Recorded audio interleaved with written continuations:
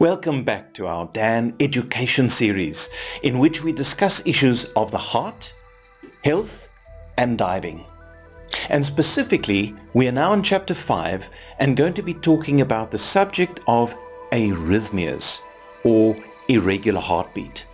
And we're going to start with an overview of arrhythmias and then talk about fainting, extra heartbeats, atrial fibrillation, sudden cardiac death or arrest, and issues involving pacemakers.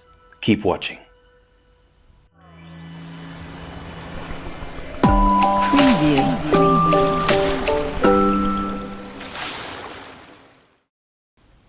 Arrhythmias. What is the impact? Well, it's said that by the year 2050, it's estimated that atrial fibrillation, which is just one type of cardiac arrhythmia, will affect between 5.6 and 12 million Americans. You can multiply that by a factor of 3 or 4 to account for the rest of the world. So what is an arrhythmia?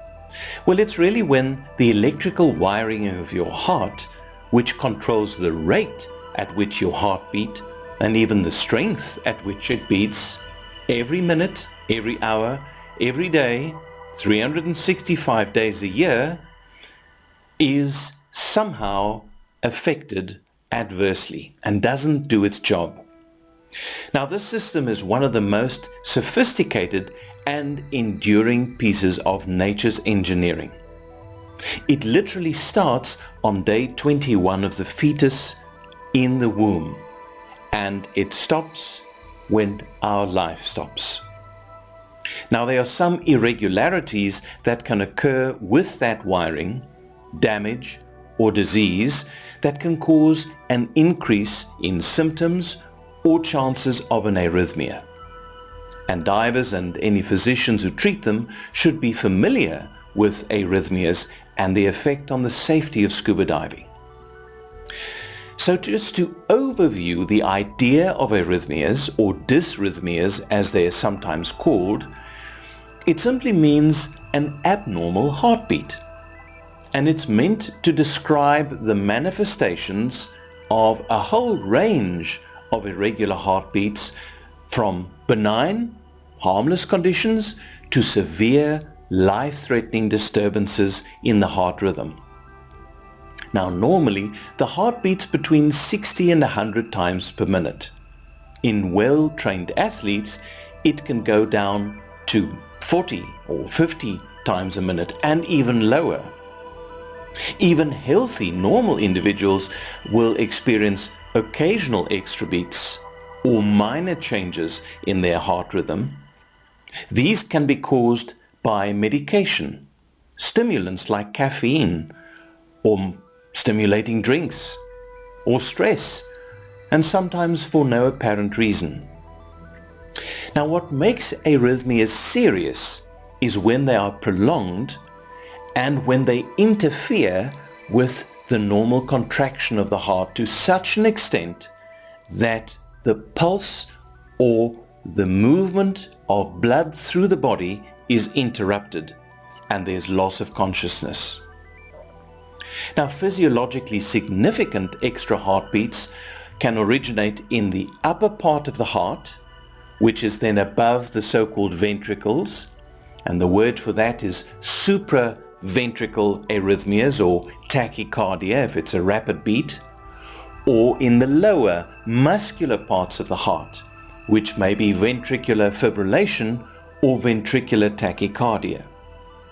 And these extra beats may be the result of a short circuit or sometimes an extra conduction pathway in the heart's wiring, sometimes due to another cardiac disorder. Now, people who have these episodes of rapid heartbeat are at risk of losing consciousness during those events. If it's a stable arrhythmia, such as fixed atrial fibrillation, in conjunction with additional cardiovascular disorders, this may be exacerbated by diving. Too slow a heartbeat may also cause symptoms. So what can the effects on diving be? Well, clearly, serious arrhythmias such as ventricular tachycardia or unstable atrial fibrillation or arrhythmia would be incompatible with diving, because the risk is that the individual would lose consciousness. And as we know, loss of consciousness underwater usually results in drowning. Supraventricular tachycardia, for example, may be triggered by simply being immersed in water or getting cold water on the face. And so if an individual has had more than one episode of such arrhythmia, they should not dive until it has properly been investigated by a cardiologist. Most arrhythmias that also require medication would disqualify an affected individual from safe diving. But there are exceptions, and they're made on a case-by-case basis, in consultation with a cardiologist and a diving medical practitioner. Now, an individual who has cardiac arrhythmia needs a proper evaluation before engaging in diving. In certain cases, so-called electrophysiological studies can identify an abnormal conduction pathway, and this may even be correctable. Recently, clinicians and researchers have determined that some people have specific arrhythmias, one example being called Wolff-Parkinson-White syndrome, which is a type of extra electrical pathway which, in many cases, may not cause significant problems. But in individuals that have lost consciousness as a result, they would need treatment, and certainly should not dive without such treatment. There are also individuals with stable atrial arrhythmias, such as uncomplicated atrial fibrillation, and they may dive safely if a cardiologist determines that they have no other significant health problems. So that's just an overview of what we will be discussing in this chapter.